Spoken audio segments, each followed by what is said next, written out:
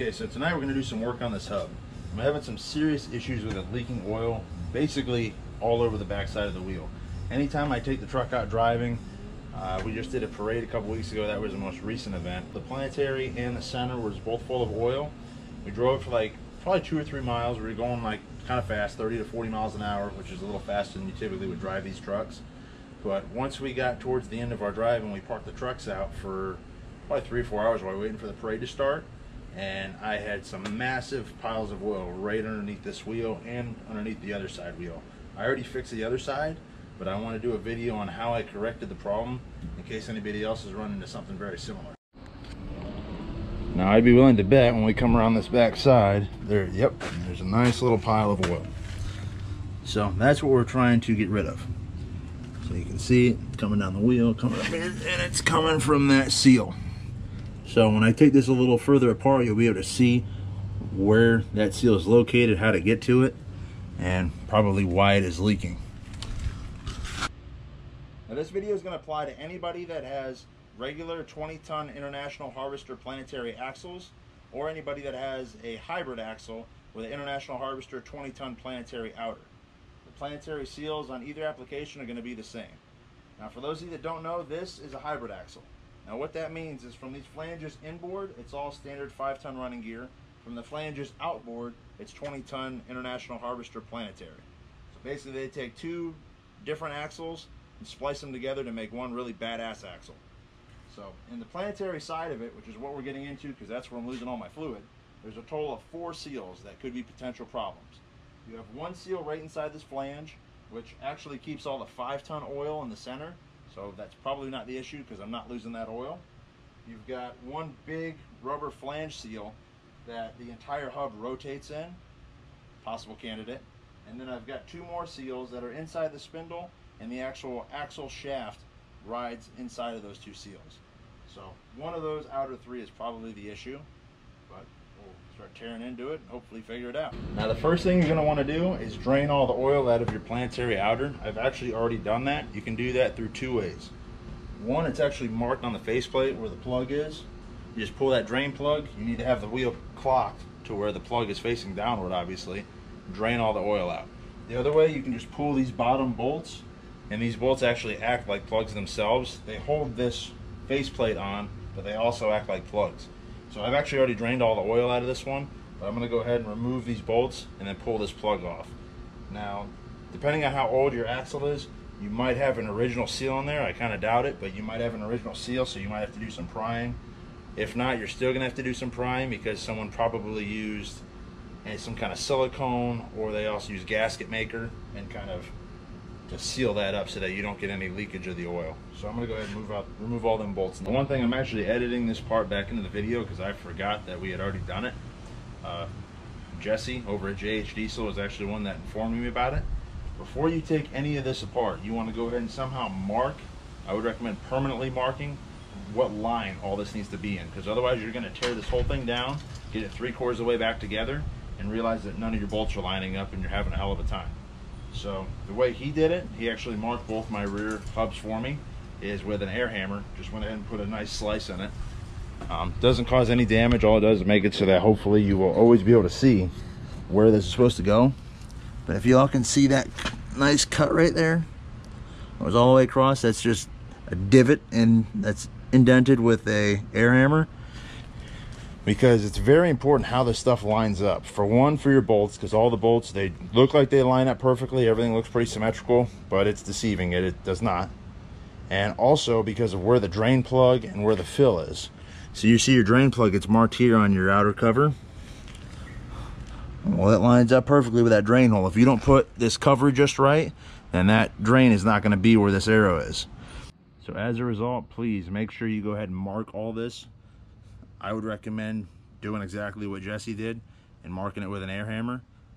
If you want to try to do it with a paint pen or whatever, that's fine, but that stuff does wear off, especially when you're ripping through the mud. So make sure you mark it up before you start tearing it apart.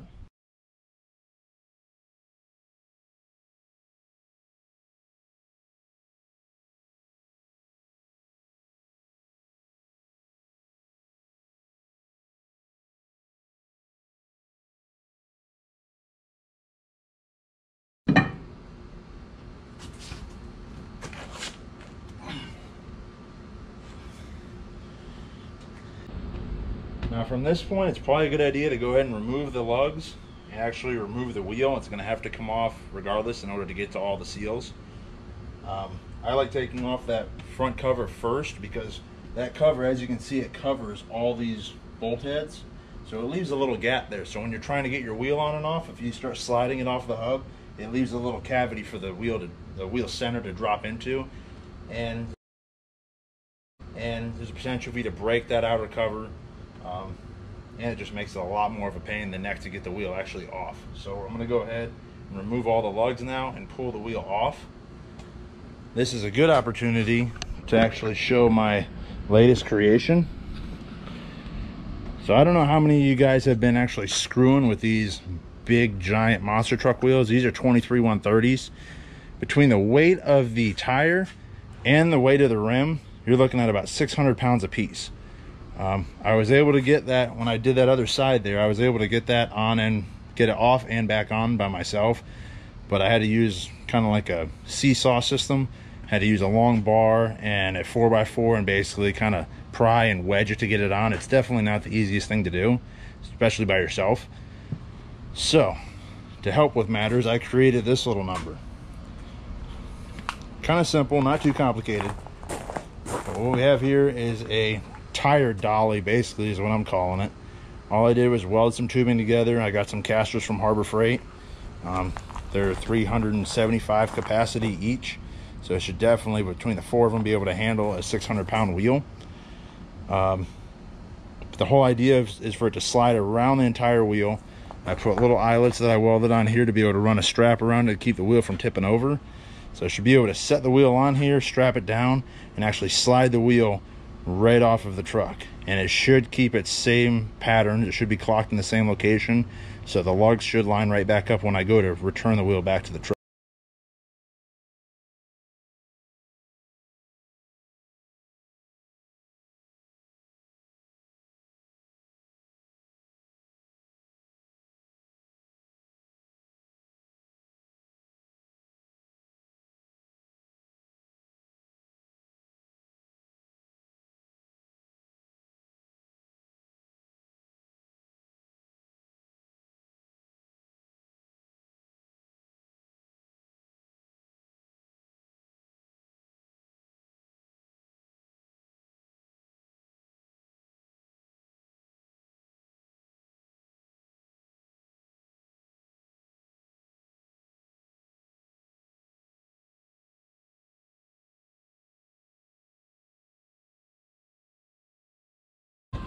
Okay, the wheel is now free, so now I'm going to adjust the bottle jack underneath the axle and try to get just right so where hopefully the wheel will slide right off.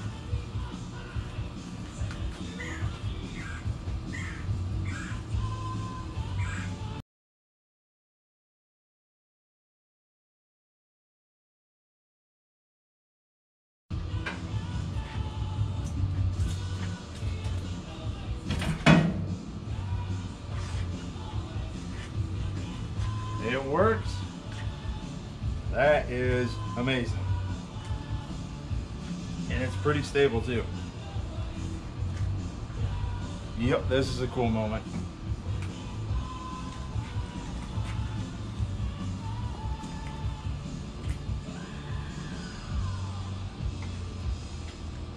Oh, you guys have no idea how difficult it is getting these damn wheels off without this. It looks nothing like that. I usually have a big 2x4 and it sucks. So, definitely recommend you guys building one of these things if you're gonna have one of these trucks. You might even be able to buy something like that. I don't know, I didn't even really look. I just kind of welded it together and it's awesome. Okay, now that the wheel's out of the way, I'm gonna go ahead and remove all these bolts. This will actually hold the outer cover of the case along with your 3 planet gears. So it's kind of heavy. You can go ahead and take all the bolts out, so they're just going to fall out. All the gears are holding it together. But you have to go ahead and remove each one of these bolts, and then you're going to have sealant all around here, or a gasket, or something to keep the water out and keep the oil in. So you might have to do a little bit of prying, a little bit hitting with a chisel. You're going to pry this off, and this whole casing is going to slide right out.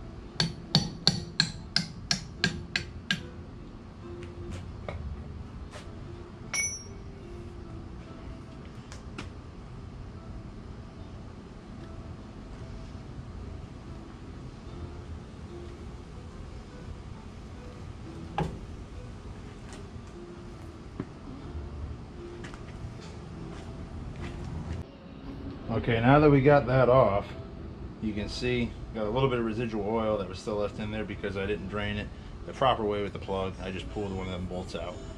But whatever. We'll clean it up. Now the next thing, you're gonna have a little snap ring in here. Let me go ahead and see if I can get a good shot of that.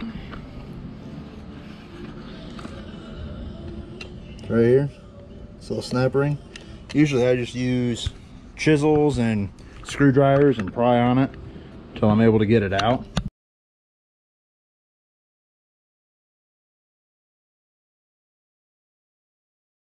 I'm sure there's easier ways to do this, but this works.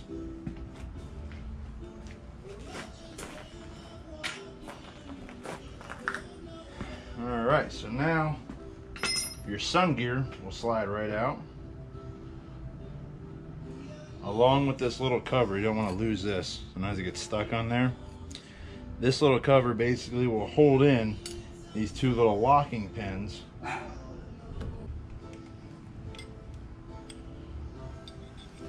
And that's what they look like. Now from here you have this big nut that you've got to get off. Now originally when I first started working on this thing, didn't really know what I was getting into. A really close buddy of mine was helping me. We just used an air hammer and basically shoved it in one of them teeth and just kind of worked it around. But since I've had to take this thing apart like 3 different times now, I got a little smarter. Let me show you what we got. This is what we got. I know it looks big, dumb, and ridiculous, but it works, so I don't want to hear it. All we did, I think it's a 4.5 inch is the size. It's a big axle nut socket. Cheap socket, it's like 25 bucks on Amazon. I ordered it, ran it through the chop saw and cut it, and then just put a piece of box tubing in it and welded it up. It works for what we're doing with it. It goes perfectly around here, and that's why we had to add the box tubing, because this axle shaft sticks through. So we went ahead, bam. And you go ahead and put your impact gun on here. Much easier way to get this nut off. With the air hammer, it takes forever and a day. It sucks. It tears the nut up. Just not fun. So we're gonna go ahead and remove this nut now.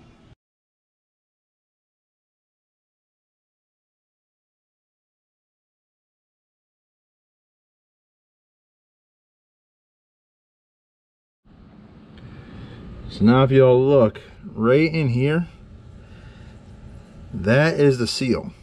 That is my problem child right there. So the axle shaft obviously is spinning, comes from the center chunk all the way through, links into here, comes all the way through. And this seal keeps all the oil inside this Planetary hub. So this thing, when you fill it up, basically it fills up about halfway. And once it gets rocking and rolling and you're really driving, it's throwing the oil everywhere.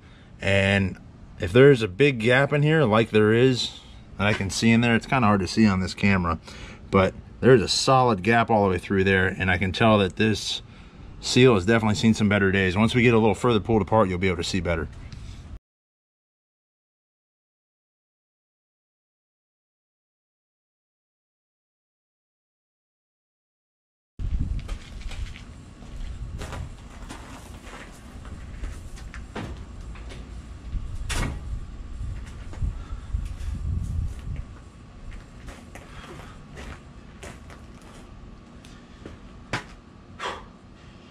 Jesus, that sucks. Save that for later. Okay, we're just about there. Just got to pull all these bolts, like 2 nuts, the rest are bolts, and then this seal will come off along with this whole little, I guess it's the inner of the outer, if that makes sense. So pull them all out. There's going to be, again, sealant. There should be sealant between the seal and this little casing, and then the casing and the big housing. So I'm going to go ahead and pull them out and go from there.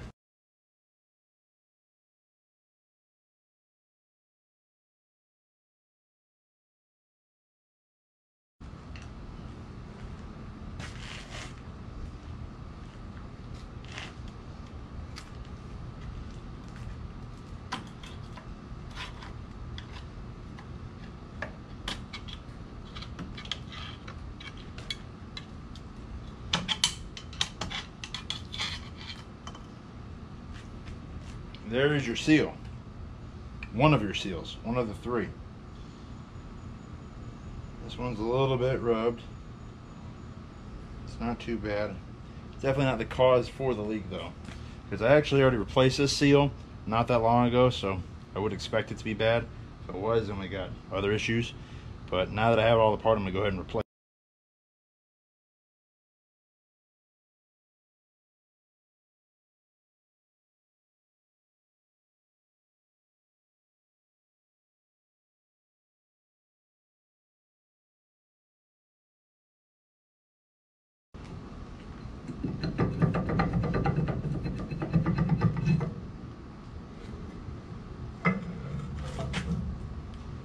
Ta-da!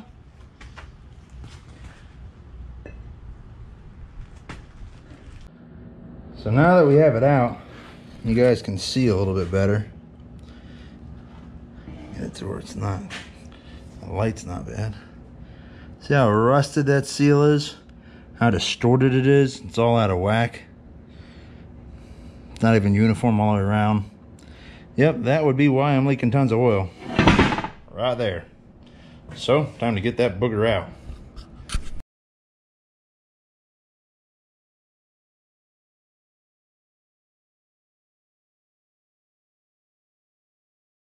Okay, well, it got kind of late last night and took a little longer than I thought to get these seals out because they were pretty well rusted up in there. So, shut the camera off, forgot to turn it back on. So here we are. I got both the seals out. Here's one of them. The other one was really rusted and like seized up in there. So it was a real pain in the ass to get it out. Got them both out, and then I actually got both new seals put back in. Again, I'm using this Optimum Gray gasket maker. A buddy of mine, Steve Moss, highly recommends using this on these types of parts. The other thing that is used pretty frequently is RVT silicone sealant. You can get it online. I get it on Amazon. But anyway, so right here I've actually used the RVT because this seal was fitting a little bit loose, so I really wanted to make sure it's in there good, won't fall out. Got this seal replaced, and then this is the outer seal. So you got two seals inside this spindle. Now this, in my opinion, is the more important one because you have your axle shaft coming through here, and this whole outer planet has got a ton of oil in it. It's filled up about halfway when it's filled up right. So if you don't have this seal working properly, that oil easily makes its way down the axle shaft, and then it'll start leaking out your steering knuckle and end up all over your driveway like mine did. So I put a lot of RVT on it. This seal kind of took a little minute to get it in. I just used a punch and kind of just worked around it with a sledgehammer. Was able to get it in there. This one was kind of a looser fit, like I said, so I set it up like this overnight, set the seal in there, put RVT around it. It's good to go. So now it's time to put her back together. Before we go to putting this all back together, I just want to kind of explain what I've learned about this, because no one really told me. It was kind of just figuring it out as I went. So you've got a universal joint here. It's a sealed universal joint. Obviously don't have to worry about greasing it or anything since it's sealed. But this whole steering cavity, basically from what I can gather, is just kind of a free flow area. I mean, you've got a wiper seal on the back here. Let's see if I can show you. Right back here. But I mean, it doesn't really keep the water out. Especially when I pull this apart, I could really tell since I'd only been to one event with this truck. Got a good amount of mud and whatnot, but as long as you got everything packed pretty good with grease, you shouldn't have to worry about it. I mean, you might get water in there coming in and out, but it doesn't really seem to harm anything. Big pointer that I learned the hard way. So up here you've got your two steering bearings. You need to make sure that you're greasing those frequently. I noticed that the bottom one did not have this Zerx fitting on it when I got this axle. We went ahead and actually pulled both caps and tapped them and added the grease fittings.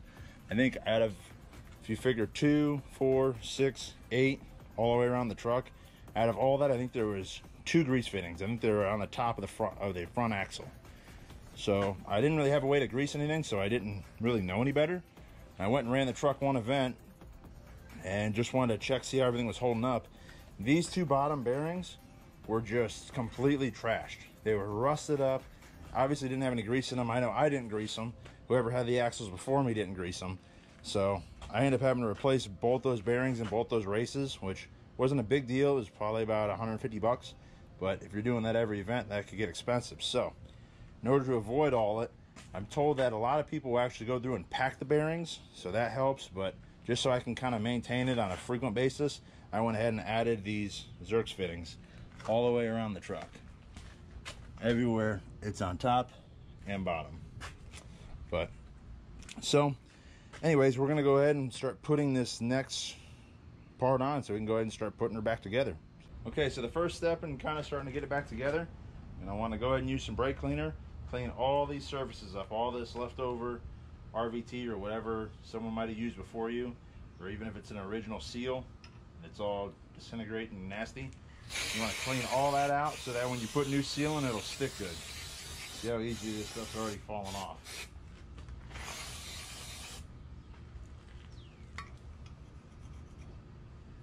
So now that we got the surface all nice and clean, doesn't have any of the leftover sealant from before, now it's time to go ahead and start putting her back together. So I went ahead and put RBT all the way around here. I put a pretty solid layer because I don't really care if it squishes out the sides. I want this thing to be nice and sealed up. Now you just want to line it up and slide her on in.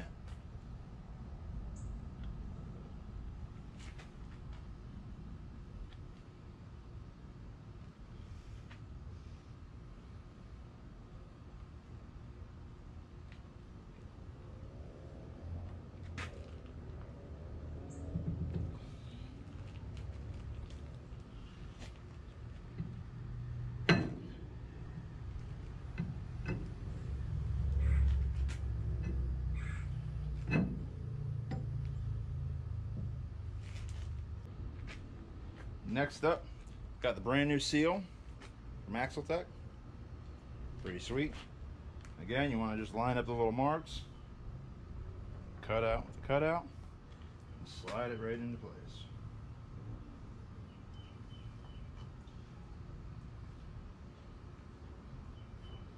All right, now it's time to get some nuts and bolts and get this thing together.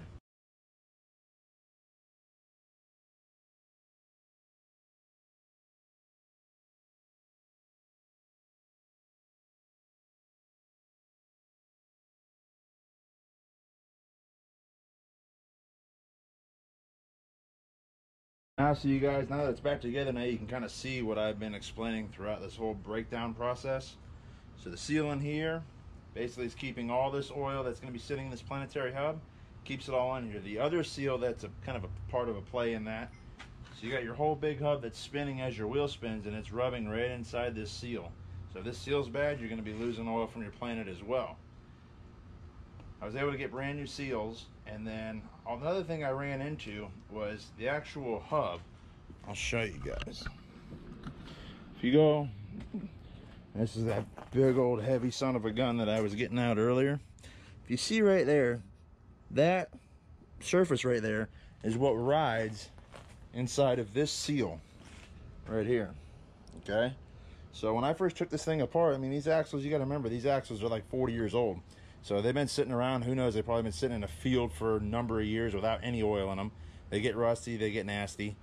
Well, that surface that's on that hub over there, it kind of had pitting that was very similar to this. I don't know if you guys can see that. See, it's got like the little dimples in it.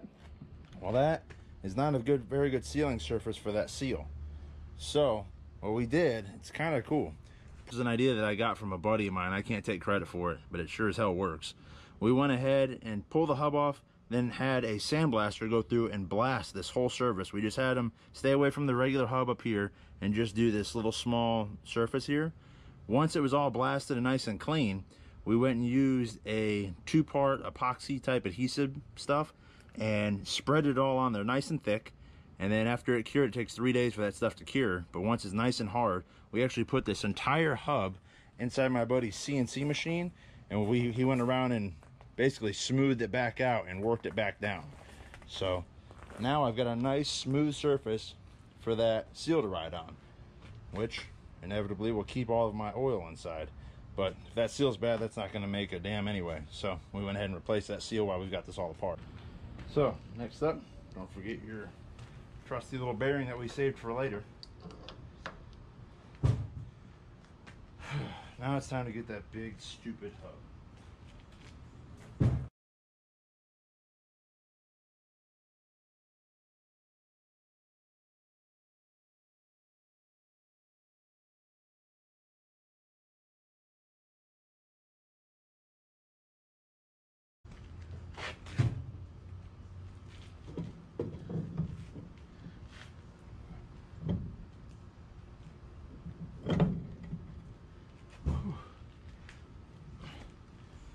Boy, is that a pain in the ass.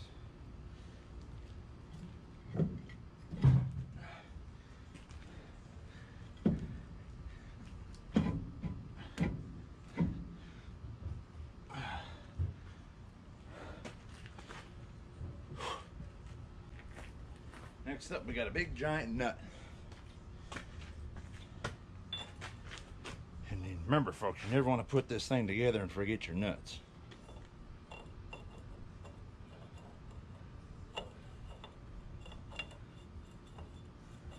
Remember our big goofy socket? Boy, is it handy right now.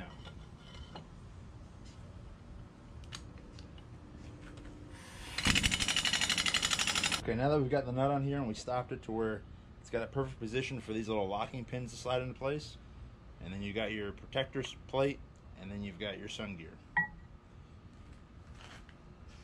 So I'll go ahead and pop them into place.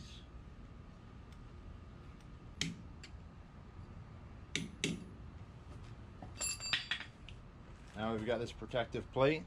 It's got those two little pins. Kind of lock it like so. And you've got your sun gear. Boom. Next we've got that retainer ring. I pretty much put it on the same way I took it off. I'm going to get a flathead screwdriver and some chisels and just kind of pry it around.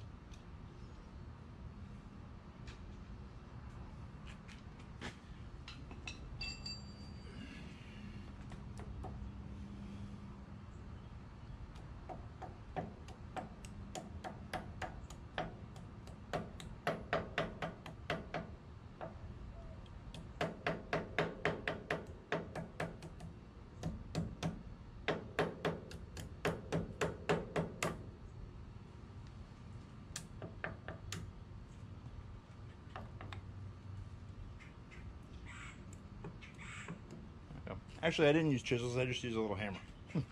Who'd have thunk? Now next up we've got that big heavy casing that's got all the planet gears in it. That's going to slide into place, but beforehand I'm going to go through and clean off this surface because I got to put some more of that RVT on there. I'm going to clean off the surface that's mounting to that so that we get good adhesion.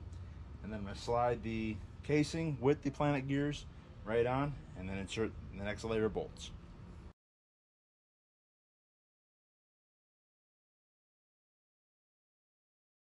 Okay, now we're going to go ahead and take the outer casing with the planet gears, slide it on over top of the sun gear, and remember we want to pay attention to where that mark is that we put before we start taking this thing apart. I've got my little slit right here and one right here, so it needs to line up with that, otherwise my holes are not going to line up and it's going to suck.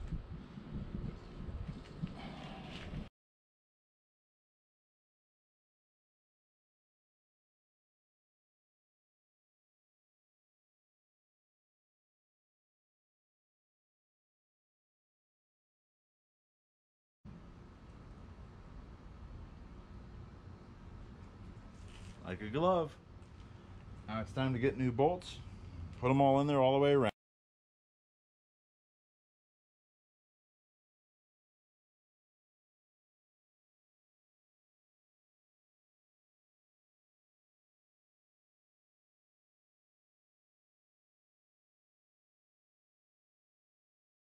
Okay, we're about cooking with bacon now. All I got to do is clean off this surface all the way around here. That way that faceplate, when it fixes on, I can put fresh sealant and it'll seal up. And I also probably want to put in each one of these holes so that these bolts will act like plugs as they do. And after that, we are ready to rock and ruin. So okay, now we're going to go ahead and put a nice layer of RVT all over where this faceplate goes.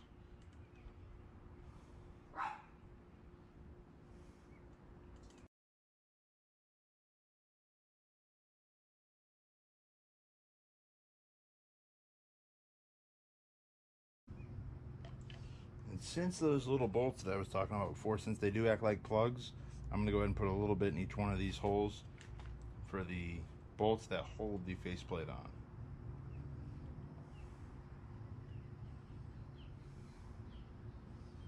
Okay, now again, we want to be mindful of where our marking point is. It's right down here. And here it is on my faceplate.